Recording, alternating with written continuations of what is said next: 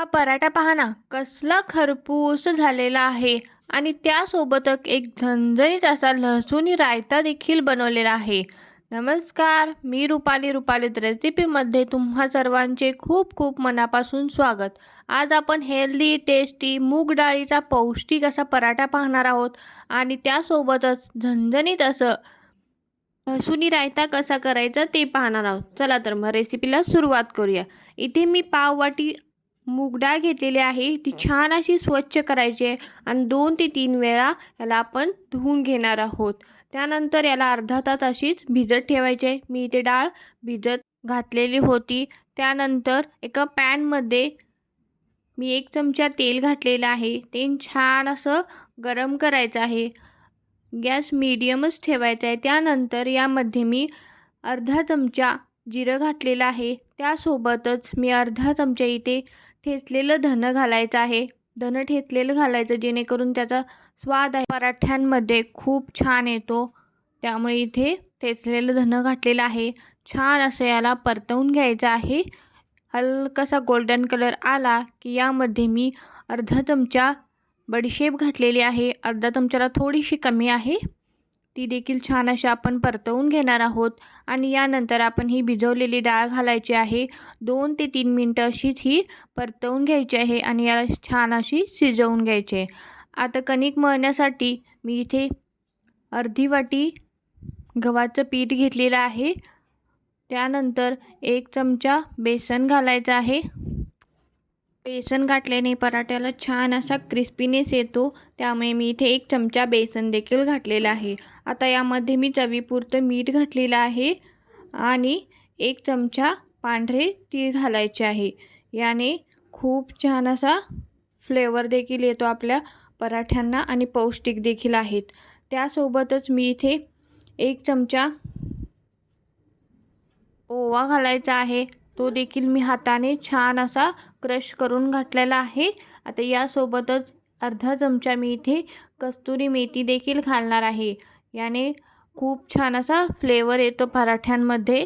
अशा पद्धती पराठा तुम्ही एकदा नक्की ट्राय करून पहा. त्यासोबतच मी इथे कलरसाठी थोडीशी हळद घातलेली आहे आणि बारीक पातळ चिरलेला कांदा घ्यायचा आहे. त्यासोबतच 1 हिरवी मिरची घेतलेली आहे. पुदिन्याची पानं, कढीपत्ता घ्यायचा आहे आणि भरपूर अशी कोथिंबीर घ्यायची आहे. सर्व जिन्नस यामध्ये मी घालून घेणार आहेत. छान असं हे मिक्स करून घ्यायचं आहे. आता यासोबतच आपण ही शिजवलेली डाळ आहे ती देखील घालून घेणार आहे. छान असा अगोदर हाताने मिक्स करून घ्यायचं आहे. त्यानंतरच थोडं थोडं पाणी घालून आपण ही छान अशी कणिक मळून घेणार आहोत. यासोबतच मी 1 चमचा रिफाइंड तेल देखील घातलेलं आहे. इथे मी आता हे आपण शिजवलेली डाळ घातलेली आहे. हाताने छान अगोदर हे मिक्स करून घ्यायचं आहे जेणेकरून डाळ आहे ती पिठामध्ये छान अशी एकजीव होईल. त्यानंतरच पाण्याची गरज वाटत असेल तरच आपण यामध्ये पाणी घालून छान अशी घट्टसर कणिक आपण मळून घेणार आहोत. खूप जास्त घट्टही नाही आणि खूप जास्त पातळही नाही. खूप जास्त पातळ केली तर पराठे तुटण्याची शक्यता असते. त्यामुळे नॉर्मल आपण चपाती बनतो अशा पद्धतीचीच कणिक मळून घ्यायची आहे. इथे मी छान अशी कणिक मळून घेतलेली आहे आणि एक छोटासा नॉर्मल गोळा घेतलेला आहे. छान असं दोन्ही साईडने पीठ लावायचं आहे आणि आपण हा छान असा पराठा लाटून घेणार आहोत. मीडियम साईजचा हा पराठा मी इथे लाटून घेतलेला आहे. अशाच पद्धतीचे मी सर्व पराठे लाटून घेतलेले आहेत. आता तव्याला छान असा आपण गरम करून घेणार आहोत आणि आपला हा पराठा टाकून घ्यायचा आहे. दोन्ही साईडनी छान असा खरपूस भाजायचा आहे. यामध्ये कांदा घातलेला असल्यामुळे तो कच्चा राहण्याची शक्यता असते. त्यामुळे दोन्ही साईडने आपण हा खरपूस असा भाजून घ्यायचा आहे. एक साईड अशी छान अशी भाजलेली आहे. आता मी दुसरी साईड पलटवून घेते आणि याला थोडंसं तूप लावून आपण दोन्ही साईड अशा छान अशा खरपूस भाजून घ्यायच्या आहेत.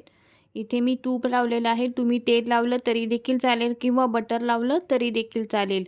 छान असं एकसारखं करून घेते आणि छान असा हा खरपूस पराठा भाजून घ्यायचा आहे. माझे जर व्हिडिओज रेसिपीज तुम्हाला आवडत असतील तर कमेंट करून नक्की सांगा. आणि हा व्हिडिओ तुम्ही कोणत्या भागातून पाहताय ते देखील कमेंट करून नक्की सांगा. आता आपला पराठा छान असा भाजलेला आहे. तुम्ही पाहू शकता हलका हलका ब्राऊन झालेला आहे हा पराठा. दोन्ही साईडने मी छान असा हा भाजून घेतलेला आहे. हा मुलांच्या टिफिनसाठी किंवा ब्रेकफास्टसाठी एक उत्तम पर्याय आहे. मुलांना अशा डाळी खाऊ घातल्या तर मुलं देखील अगदी आवडीने खातील. आणि पराठा म्हटला की सर्वांनाच आवडतो. दह्यासोबत, चटणीसोबत, कशासोबतही आपण खाऊ शकतो. पण मी इथे एक युनिक स्टाईल असा लसूणी रायता बनवलेला आहे. चला तर मग आपण रायता बनवायला घेऊयात. त्यासाठी मी अर्धा टीस्पून जिरं घ्यायचं आहे. त्यासोबतच 7 ते 8 लसणाच्या पाकळ्या घेतलेल्या आहे. तुम्ही आणखीन घेतल्या तरी देखील चालेल. आणि यासोबतच मी इथे अर्धा तास भिजवलेली सुकी लाल मिरची घेतलेली आहे. ती देखील मी यामध्ये घालून घेणार आहे. आणि छान असं बारीक असं याचं वाटण करायचं. तुम्ही मिक्सरमध्ये केलं तरी देखील चालेल. छान असं याला मी वाटून घेणार आहे. एकदम बारीक अशी याची पेस्ट तयार करायची आहे. तुम्ही इथे पाहू शकता मी बारीक अशी पेस्ट तयार केलेली आहे. आता एका पॅनमध्ये अर्धा चमचा इथे मी तेल घातलेलं आहे. तेल छान असं गरम झालं की यामध्ये आपण हा वाटलेला लसणाचा ठेचा आहे तो घालणार आहोत. आणि 2 ते 3 मिनटं आपण याला छान असं परतवून घेणार आहोत, जेणेकरून लसणाचा किंवा मिरचीचा जो कच्चा फ्लेवर आहे तो निघून जाईल. त्यामुळे याला हलकंसं असं 2 मिनटं भाजून घ्यायचं आहे. एकदा नक्की करून पहा. अशा पद्धतीचा रायता खूप टेस्टी लागतो. नॉर्मल रायता बुंदी करण्यापेक्षा हा लसूणी रायता एकदा नक्की ट्राय करून पहा. आता मी फेटलेलं दही घातलेलं आहे. यामध्ये मी थोडंसं पाणी देखील घातलेलं आहे. आणि गॅस बंद करून आपल्याला हे घालायचं आहे. यामध्ये थोडीशी कोथिंबीर घालायची आहे आणि चवीपुरतं मीठ घालायचं आहे. तयार आहे आपला मूग डाळीचा पराठा आणि लसूणी रायता. आजची रेसिपी कशी वाटली कमेंट करून नक्की सांगा. आणि व्हिडिओ आवडल्यास व्हिडिओला लाईक करा आणि शेअर करा. चॅनेलवर जर नवीन असाल तर चॅनेलला सबस्क्राईब करायला विसरू नका, जेणेकरून माझे नवनवीन व्हिडिओज रेसिपीज तुमच्यापर्यंत पोहोचू शकतील. हा पराठा अगदी ब्रेकफास्टसाठी एक उत्तम रेसिपी आहे. त्यामुळे नक्की ट्राय करून पहा. पुन्हा भेटू. तोपर्यंत बाय बाय.